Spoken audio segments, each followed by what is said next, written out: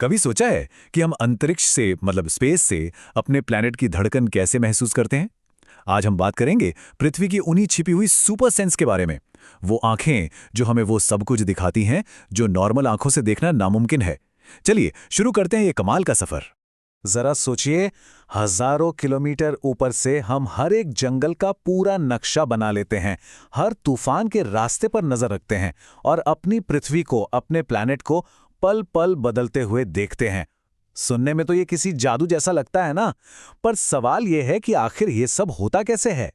और इसका जवाब छिपा है रिमोट सेंसिंग सेंसर्स में। आप इन्हें इंसानियत की बढ़ी हुई शक्तियां मतलब एक्सटेंडेड सेंसेस कह सकते हैं।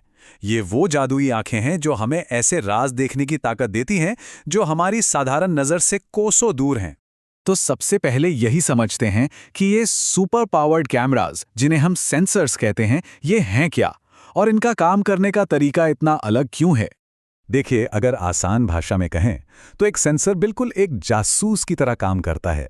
ये किसी भी चीज़ से, मान लीजिए एक पेड़ से या किसी बिल्डिंग से निकलने वाली एनर्जी यानी रेडिएशन को पकड़ता है, फिर उसे नापता है और फिर उसे एक डिजिटल भाषा में बदल देता है जिसे कंप्यूटर आसानी से समझ सकें। और ये पूरा प्रोसेस ना एक शानदार लय में चलता है। सबसे पहले सेंसर किसी ऑब्जेक्ट से आ रही एनर्जी को डिटेक्ट करता है, फिर ये मापता है कि वो एनर्जी कितनी पावरफुल है। इसके बाद इस जानकारी को एक इलेक्ट्रिकल सिग्नल में बदला जाता है, बिल्कुल वैसे ही जैसे एक माइक्रोफोन आवाज को सिग्नल में बदलता है। और आखिर में इस सिग्नल को डिजिटल डेटा के तौर पर रिकॉर्ड करके एनालिसिस के लिए जमीन पर वापस भेज दिया जाता है। अच्छा, अब इन सेंसर्स को समझने का एक बहुत ही आसान तरीका है। इन्हें दो टीमों में बांट सकते हैं, एक्टिव और पैसिव। बस इतना सोचना है कि क्या वो अपनी टॉर्च मतलब अपनी रोशनी खुद लेकर आते हैं या फिर सूरज की रोशनी पर ही डिपेंड करते हैं। यहां पर फर्क एकदम साफ है। जो पैसिव सेंसर हैं, जैसे हमारे फोन का कैमरा, वो सूरज की रोशनी पर निर्भर करते हैं।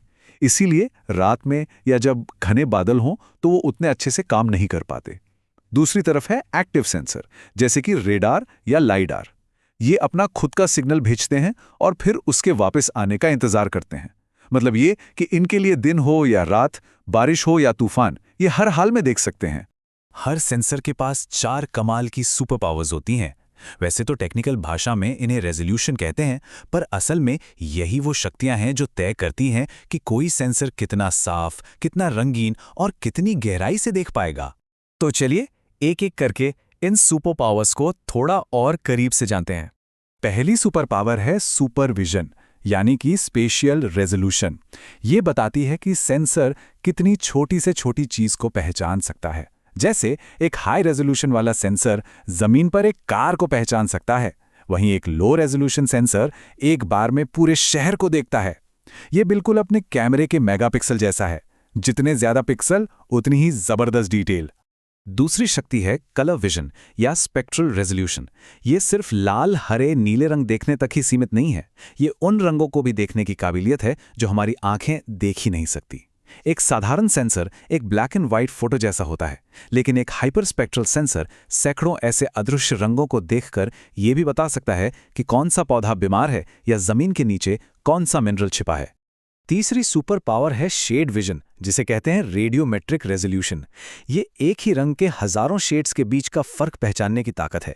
सोचिए, एक कमजोर सेंसर काले और सफेद के बीच शायद कुछ ही ग्रे शेड्स देख पाएगा, लेकिन एक पावरफुल सेंसर हजारों शेड्स देख सकता है। इसी क्षमता की वजह से हम पानी में घुली हल्की सी गंदगी या फसलों के स्वास्थ्य में हो रहे मामूली से बदलाव को भी पकड़ पाते हैं। और चौथी लेकिन बेहद जरूरी सुपर पावर है टाइम विजन यानी टेम्पोरल रेजोल्यूशन। ये असल में वक्त को देखने की शक्ति है। ये बताती है कि कोई सैटेलाइट कितनी जल्दी एक ही जगह पर दोबारा आकर तस्वीर ले सकता है। जैसे मौसम की जानकारी देने वाले सैटेलाइट्स हर कुछ मिनटों में तस्वीरें लेते हैं ताकि तूफानों को ट्रैक किया जा सके। बाढ़ या जंगल की आग जैसी तेजी से बदलती घटनाओं पर नजर रखने के लिए तो ये शक्ति अनमोल है। तो अब हम ये तो समझ गए कि सेंसर के पास देखने की कौन कौन सी शक्तियां हैं। अब ये देखते हैं कि अलग अलग कामों के लिए सही आंखें कैसे चुनी जाती हैं, क्योंकि हर मिशन की अपनी अलग जरूरत होती है। देखिए, यहाँ 3 मेन तरह की कलर विजन वाली आंखें हैं। पैनक्रोमैटिक एक बहुत ही शार्प ब्लैक एंड व्हाइट तस्वीर जैसी है जो शहरों का डिटेल्ड नक्शा बनाने के लिए बेस्ट है। मल्टीस्पेक्ट्रल कुछ चुने हुए रंगों को ही देखता है, जो खेतीबाड़ी और फसलों की हालत बताने के लिए काफ़ी है। और हाइपरस्पेक्ट्रल तो एक सुपर डिटेक्टिव की तरह है, जो सैकड़ों रंगों को देखकर किसी जासूस की तरह किसी भी चीज़ की सटीक पहचान कर सकता है। पर असली जादू तो तब होता है जब हम इन सुपर पावर्स को एक साथ मिलाते हैं। हर मिशन के लिए हमें एक खास ड्रीम टीम बनानी पड़ती है, जिसमें इन शक्तियों का एकदम सही बैलेंस हो। मिसाल के तौर पर अगर हमें दुनिया भर के जंगलों की सेहत पर नज़र रखनी है, तो हमें ऐसी कलर विजन वाली टीम चाहिए जो पौधों की हेल्थ बताने वाले इंफ्रारेड जैसे अदृश्य रंगों को देख सके। साथ ही हमें अच्छी टाइम विजन भी चाहिए, ताकि हम हफ्ते दर हफ्ते होने वाले बदलावों को ट्रैक कर सकें। लेकिन अगर हमें किसी शहर का 3D मॉडल बनाना हो, तो पूरा खेल ही बदल जाता है। यहां हमारी सबसे बड़ी जरूरत होगी सुपरविजन।